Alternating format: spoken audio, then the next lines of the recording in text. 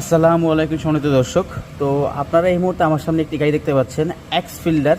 সম্পূর্ণ fresh condition একটি গাড়ি, 2004-এর মডেল এবং 2010-এই রেজিস্ট্রেশন। সিসি হচ্ছে 1500 এবং সম্পূর্ণ তেলে চালিত গাড়ি। মাইলেজটা গেছে আপনার 73,351 কিলো চলছে। দেখেন এই গাড়িতে গ্লাস কালার যাবতীয় যা আছে সবই কিন্তু অরিজিনাল, 29 সিরিয়ালের ঢাকা মেট্রো গ।